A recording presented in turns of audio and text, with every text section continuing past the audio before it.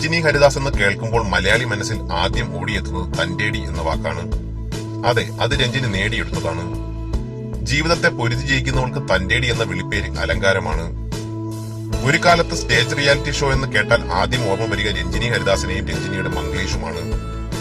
എന്നാൽ രഞ്ജിനിക്ക് ശേഷം അവതാരക കലയെ അത്രത്തോളം ഉയർത്താൻ മലയാളത്തിൽ വേറൊരു അവതാരക വന്നിട്ടില്ല എന്നത് തന്നെയാണ് സത്യം. അമ്മയായിരുന്നു എന്നും രഞ്ജിനിക്ക് പിന്തുണ. ചെറിയ പ്രായം മുതലേ താൻ കുടുംബത്തിന്റെ ഉത്തരവാദിത്തം ഏറ്റെടുത്തു എന്ന് മുമ്പൊരു അഭിമുഖത്തിൽ രഞ്ജിനി പറഞ്ഞിരുന്നു.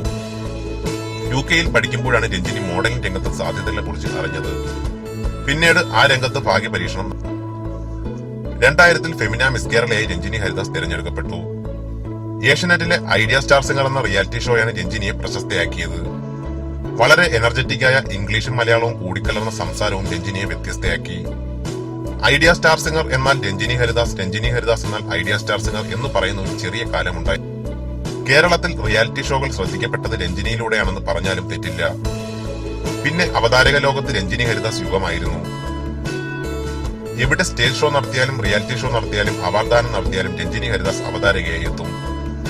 Asianet film award, Asiavision film award, Amrita TV film award, SIIMA, അങ്ങനെ രഞ്ജിനി മുന്നിൽ നിന്ന് നടത്തിയ അവാർഡ് നൈറ്റുകൾക്ക് കയ്യും കണക്കുമില്ല.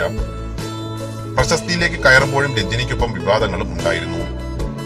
സ്വന്തം അഭിപ്രായം എവിടെയും വെട്ടിത്തുറന്ന് പറയുന്ന രഞ്ജിനിയുടെ സ്വഭാവവും വസ്ത്രധാരണ രീതിയും കുറച്ചൊന്നുമല്ല താരത്തെ വിവാദത്തിലാക്കിയത്.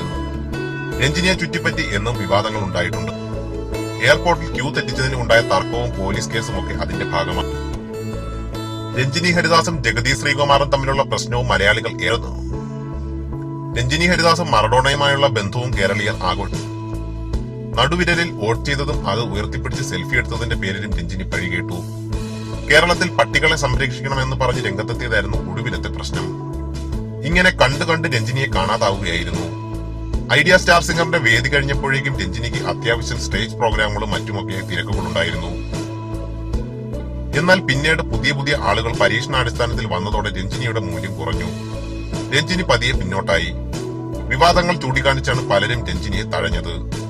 അതിനുവേണ്ടി ചിലരൊക്കെ പിന്നിൽ നിന്നും കളിച്ചിരുന്നു എന്നതും സത്യമാണ്. രഞ്ജിനി ഹരിദാസിനെ വിമർശിക്കുന്നവർക്ക് പോലും അറിയാം രഞ്ജിനി ഹരിദാസിന് ശേഷം അവതാരക മേഖലയിൽ ഇത്രയേറെ തരംഗം സൃഷ്ടിച്ച മറ്റൊരാളും വന്നിട്ടില്ല എന്നത്. എത്ര തന്നെ നെഗറ്റീവായ സിറ്റുവേഷനുകളും ചിരിയോടെയും എനർജിയോടെയും രഞ്ജിനി കൈ. ടെലിവിഷൻ ഷോകളിലോ സ്റ്റേജ് ഷോകളിലോ സിനിമയിലോ രഞ്ജിനി ഹരിദാസിനെ അധികം കാണാറില്ല. ഏഷ്യനെറ്റിലെ റൺ ബേബി റൺ എന്ന പരിപാടിയിൽ അവതാരികയെ തിരിച്ചെത്തിയെങ്കിലും നിലനിൽപ്പുണ്ടായില്ല. മഴവിൽ മനോരമയിൽ കോമഡി സർക്കസിൽ അതിഥി വിധികർത്താവായി വന്നു പോയിരുന്നു. പിന്നീട് രഞ്ജിനിയെ ആരും കണ്ടില്ല. രഞ്ജിനിയെ ഒതുക്കിയതാണെന്നും രഞ്ജിനി സ്വയമേ ഒതുങ്ങിയതാണെന്നും പറയപ്പെടുന്നുണ്ട്. ഏറ്റവും പുതിയ സിനിമാ വിശേഷങ്ങൾക്കും വാർത്തകൾക്കുമായി ഈ ചാനൽ സബ്സ്ക്രൈബ് ചെയ്യും.